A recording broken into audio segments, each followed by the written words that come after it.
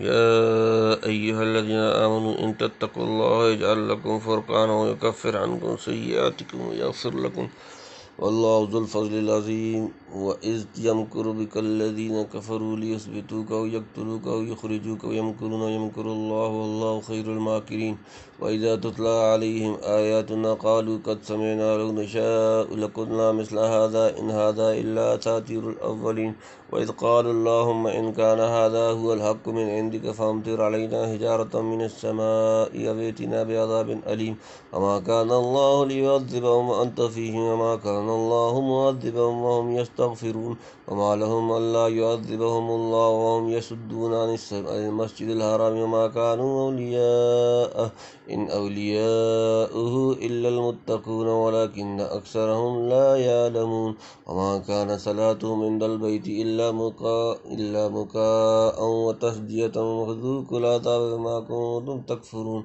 إن الذين كفروا ينفقون أموالهم ليصدوا عن سبيل الله فسينفقونها ثم تكون عليهم حسرة ثم يغلبون والذين كفروا إلى جهنم يحشرون ليميز الله الخبيث من الطيب ويجعل الخبيث بعضه على بعض فيركمه جميعا فيجعله في جهنم أولئك هم الخاسرون.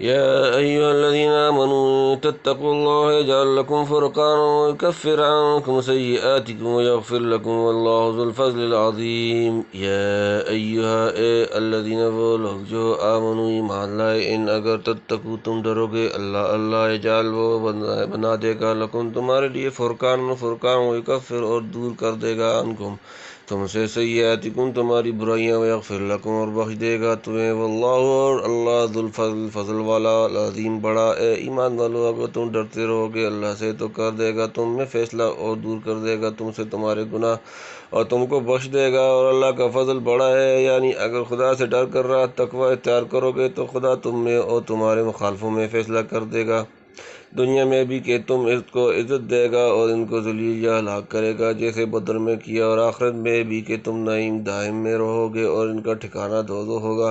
وَامْتَازُوا الْيَوْمَ أَيُّهَا الْمُجْرِمُونَ سورۃ نمبر 36 یاسین آیت نمبر 59. هَذَا يَوْمُ الْفَصْلِ جَمَعْنَاكُمْ وَالْأَوَّلِينَ سورۃ نمبر 70 سورۃ المرسلات آیت نمبر 38. دوسری بات یہ ہے کہ تقوی کی برکت سے حق تعالیٰ تمہارے دل میں ایک نور ڈال دے گا جس سے تم ذوقاً و وجداناً حق و باطل اور نیک بد کا فیصلہ کر سکو گے. اس کے علاوہ ایک بات حضرت شاہ صاحب نے لکھی ہے کہ شاید فتح بدر میں مسلمانوں کے دل میں آیا ہو کہ یہ فتح اتفاقی ہے. حضرت صلی اللہ علیہ وسلم سے مخفی کافروں پر احسان کریں کہ ہمارے گھر بار اور اہل و عیال کو مکہ میں نہ ستائیں. پہلی آیت میں خیانت کو منع فرمایا اور دوسری آیت میں تسلی دی کہ آگے فیصلہ ہو جائے گا تمہارے گھر بار کافروں میں گرفتار نہ رہیں گے.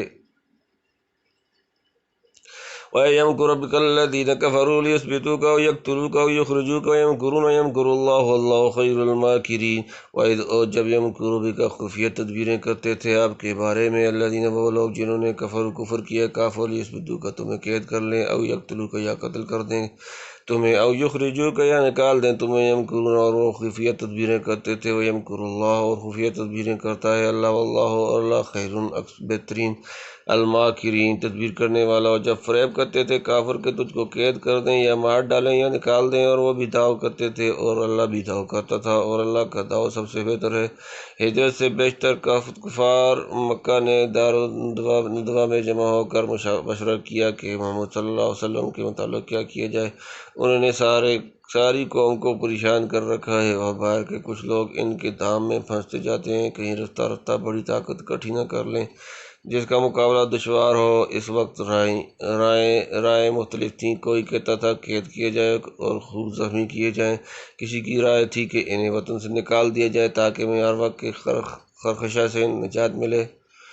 اخیر میں ابو جہل کی رائے پر فیصلہ ہوا کہ تمام قبائل عرب میں سے ایک جوان منتخب اور وہ سب مل کر آن واحد میں ان پر تلوار کا ہاتھ چھوڑیں تاکہ بنی ہاشم سارے عرب سے لڑائی نہ کر سکیں اور دیت دینی پڑے تو تمام قبائل پر تقسیم ہو جائے. یہاں تو وہ اشقیاء یا تدبیریں گانٹ رہے تھے، ادھر ان کے توڑ میں خدا کی بہترین اور لطیف تدبیر تھی۔ حضور صلی اللہ علیہ وسلم کو فرشتہ نے اطلاع کی۔ آپ صلی اللہ علیہ وسلم اپنے بستر پر حضرت علی کرم اللہ وجہہ کو لٹا کر اس مجمع کی آنکھوں میں جو آپ صلی اللہ علیہ وسلم کے قتل کے لیے جمع ہوا تھا ہاک جھونکتے ہوئے باہر تشریف لے گئے۔ آپ صلی اللہ علیہ وسلم کا اور حضرت علی کا بال بھی کنا ہوا اور دشمن خائب و خاسر رہے۔ پھر جنہوں نے آپ کے قتل کا مشورہ دیا تھا بدر میں وہی قتل کیے گئے۔ اس سے بتلا دیا کہ جب خدا ساتھی ہو تو کوئی کچھ نہیں کر سکتا، اور جس طرح اس نے اپنے پیغمبر کو بچا لیا تمہارے گھر بار اور اہل و عیال کی بھی جو مکہ میں حفاظت کر سکتا ہے۔ دشمن اگر کوی است نگہباں کوی تر است۔ وَإِذَا تُتْلَىٰ عَلَيْهِمْ آيَاتُنَا قَالُوا قَدْ سَمِعْنَا لَوْ نَشَاءُ لَقُلْنَا مِثْلَ هَٰذَا إِنْ هَٰذَا إِلَّا أَسَاطِيرُ الْأَوَّلِينَ۔ وَإِذَا اور جب تتلا پڑھی جاتی ہیں علیہم ان پر آیاتنا ہماری آیات، قالوا وہ کہتے ہیں قد سمعنا البتہ ہم نے سن لیا، لو نشاء اگر ہم چاہیں، لقلنا کہ ہم کہہ لیں مثل ھذا اس نہیں ہذا یہ الا مگر صرف اساطیر قصہ کہانیاں الاولین پہلے اگلے۔ اور جب کوئی پڑھے ان پر ہماری آیتیں تو کہیں ہم سن چکے، اگر ہم چاہیں تو ہم بھی کہہ لیں ایسا یہ تو کچھ بھی نہیں مگر احوال ہیں اگلوں کے۔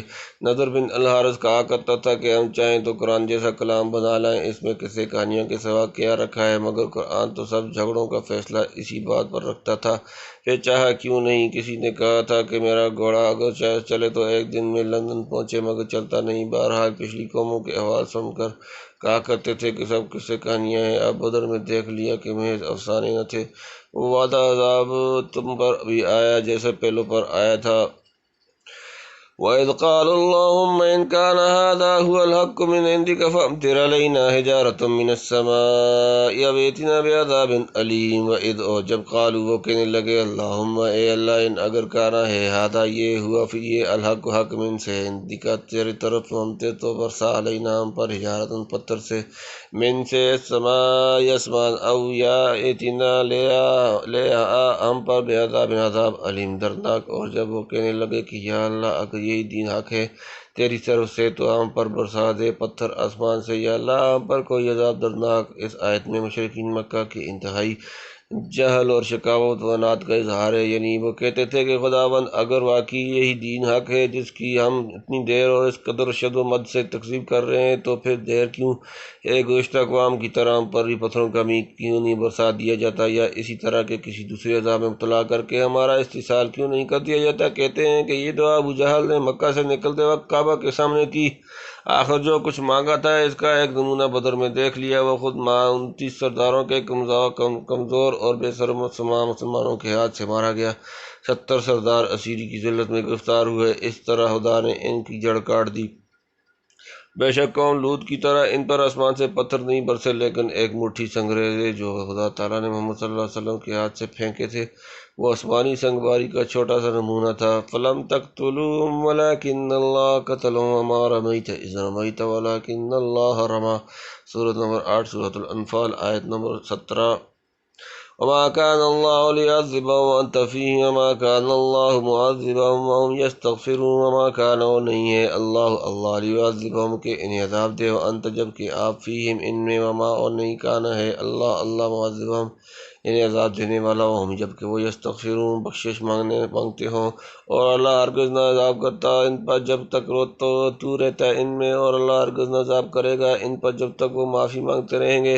سنت اللہ یہ ہے کہ جب کسی قومی پر تکذیب انبیاء کی وجہ سے عذاب نازل کرتے ہیں تو اپنے پیغمبر کو ان سے علیحدہ کر لیتے ہیں۔ خدا نے جب حضرت محمد صلی اللہ علیہ وسلم کو مکہ سے علیحدہ کر لیا تب مکہ والے بدر کے عذاب میں پکڑے گئے۔ نزول عذاب سے دو چیزیں مانے ہیں، ایک ان کے درمیان پیغمبر کا موجود رہنا، دوسرے استغفار، یعنی مکہ میں حضرت صلی اللہ علیہ وسلم کے قدم سے عذاب تک اٹک رہا تھا، اب ان پر عذاب آیا۔ اسی طرح جب تک گناہ گار نادم رہے اور توبہ کرتا رہے تو پکڑا نہیں جاتا، اگرچہ بڑے سے بڑا گناہ ہو۔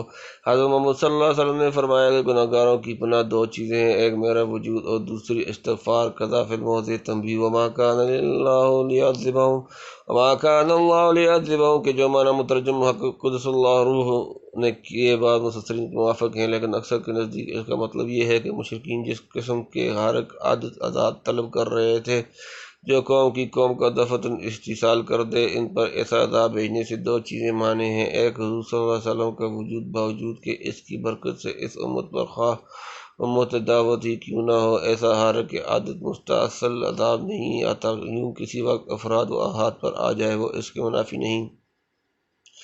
دوسرا، استغفار کرنے والوں کی موجودگی، خواہ وہ مسلمان ہوں یا غیر مسلم، جیسا کہ منقول ہے کہ مشرکین مکہ بھی تلبیہ و طواف وغیرہ میں غفرانک غفرانک کہا کرتے تھے۔ باقی غیر حرک معمولی عذاب مثلاً قحط یا وبا یا قتل کثیر وغیرہ، اس کا نزول پیغمبر یا بعض مستغفرین کی موجودگی میں بھی ممکن ہے۔ آخر جب وہ لوگ شرارتیں کریں گے تو خدا کی طرف سے تنبیہ کیوں نہ کی جائے گی؟ آگے اسی کو بیان فرمایا ہے۔ وما لهم ألا يعذبهم الله وهم يصدون عن المسجد الحرام وما كانوا أولياءه إن أولياءه إلا المتقون ولكن أكثرهم لا يعلمون۔ وما اور کیا لهم ان کے لیے ان میں اللہ کے نہ يعذبهم انہیں عذاب دے اللہ وهم جبکہ وہ يصدون روکتے ہیں ان سے المسجد الحرام مسجد حرام۔ وما اور نہیں کانوا وہ ہیں اولیاء اس کے متولی ان نہیں اولیاء اس کے متولی الا مگر صرف المتقون متقی جمع ولکن اور لیکن اکثرہم ان میں سے اکثر لا یعلمون نہیں جانتے۔ اور ان میں کیا بات ہے کہ عذاب نہ کرے ان پر اللہ اور وہ تو روکتے ہیں مسجد حرام سے اور وہ اس کے اختیار والے نہیں، اس کے اختیار والے تو وہی ہیں جو پرہیزگار ہیں، لیکن ان میں اکثروں کو اس کی خبر نہیں۔ یعنی عذاب کا نہ آنا ان دو سبب سے ہے جو اوپر مذکور ہوئے، ورنہ تمہاری شرارتیں اور ظلم و شقاوت تو ایسی چیزیں ہیں کہ فوراً عذاب آ جانا چاہیے۔ اس سے زیادہ ظلم کیا ہوگا کہ موحدین کو حرم شریف میں آنے یا عبادت کرنے سے طرح طرح کے ہیلے تراش کر روکا جائے، بلکہ ان کے وطن مکہ معظمہ سے نکال کر ہمیشہ کے لیے کوشش کی جائے کہ یہ خدا کے پاک باز اور عبادت گزار بندے یہاں نہ آنے پائیں۔ اور ستم ظریفی یہ ہے کہ اس ظلم کے جواز کے لیے یہ سند پیش کی جاتی ہے کہ ہم حرم شریف سے متولی یا بااختیار ہیں، جس کو چاہیں آنے دیں جسے چاہے روک دیں، یہ ہمارا حق ہے۔ حالانکہ اول تو یہ حق متولی کو بھی نہیں کہ مسجد میں لوگوں کو نماز عبادت سے روکے، دوسری حق تولیت تو ان کو پہنچتا بھی نہیں۔ حرم شریف کی متولی صرف متقی اور پرہیزگار بندے ہو سکتے ہیں، مشرک اور مادگاش اس کے حقدار نہیں ہو سکتے۔ لیکن ان میں اکثر اپنی جہالت سے یوں سمجھ رہے ہیں کہ ہم اولاد ابراہیم ہیں اور فلاں قبیلے سے ہیں، تولیت کعبہ ہمارا موروثی حق ہے جس کے لیے کوئی خاص شرط و قید نہیں۔ سو بتلا دیا کہ اولاد ابراہیم میں جو پرہیزگار ہو اسی کا حق ہے، ایسے بے انصافوں کا حق نہیں کہ جس سے وہ آپ نہ خوش ہوئے نہ آنے دیا۔ وما كان صلاتهم عند البيت إلا مكاء وتصدية فذوقوا العذاب بما كنتم تكفرون۔ وما اور نہیں کانت تھی صلاتهم ان کی نماز عند نزدیک البیت خانہ کعبہ الا مگر مکاء سیٹیاں و تصدیۃ و تالیاں فذوقوا پس چکھو العذاب عذاب بما اس کے بدلے جو کنتم تکفرون تم کرتے تھے۔ اور ان کی نماز نہیں تھی کعبہ کے پاس مگر سیٹیاں بجانی اور تالیاں، سو چکھو عذاب بدلہ اپنے کفر کا۔ یعنی حقیقی نمازیوں کو مسجد سے روکتے ہیں اور خود ان کی نماز کیا ہے؟ کعبہ کا برہنہ ہو کر طواف کرنا اور ذکر اللہ کی جگہ سیٹیاں اور تالیاں بجانا مسلمانوں کی عبادت میں خلل ڈالنے کے لیے ہوتا تھا یا ازرا استہزاء تمسخر ایسا کرتے تھے، واللہ عالم۔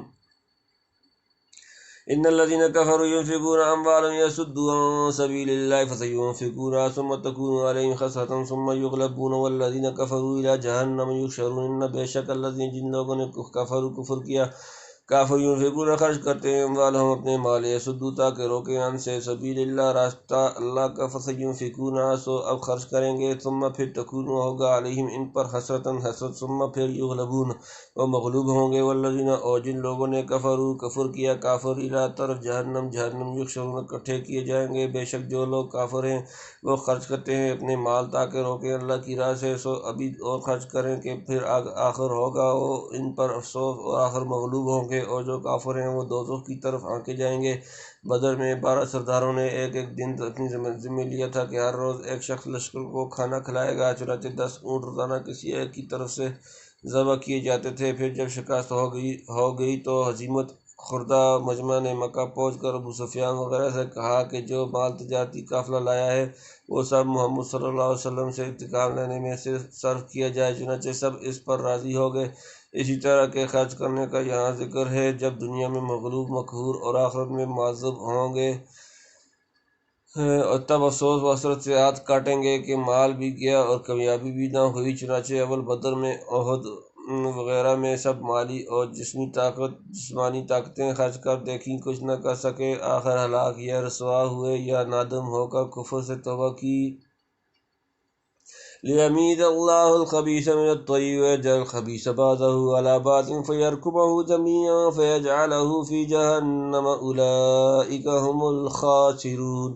لِيَمِيزَ تاکہ جدا کر دے اللہ الخبیث گندہ من سے، الطیب پاک، وَيَجْعَلَ اور رکھے الخبیث گندہ بعضہ اس کے ایک علاوہ پر بعض دوسرے، فَيَرْكُمَهُ پھر ڈھیر کر دے، جمیعاً سب، فَيَجْعَلَهُ پھر ڈال دے اس کو، فی میں جہنم، اولئک یہی لوگ ہوں وہ الخاسرون خسارہ پانے والے۔ تاکہ جدا کر دے اللہ ناپاک کو پاک سے اور رکھے ناپاک کو ایک پار، پھر اس کو ڈھیر کر دے اکٹھا، پھر ڈال دے اس کو دوزخ میں۔ وہی لوگ ہیں نقصان میں مضل۔ قرآن میں ہے کہ آہستہ آہستہ اللہ تعالیٰ اسلام کو غالب کرے گا اور اس درمیان میں کافر اپنا جان و مال کا زور خرچ کر لیں گے تاکہ نیک و بد جدا ہو جاوے، یعنی جن کی قسمت میں اسلام لکھا ہے وہ سب مسلمان ہو چکے ہیں، اور جن کو کفر پر مرنا ہے وہ اکٹھے دوزخ میں جائیں، یعنی دنیاوی و اخروی دونوں قسم کا نقصان اور خسارہ اٹھایا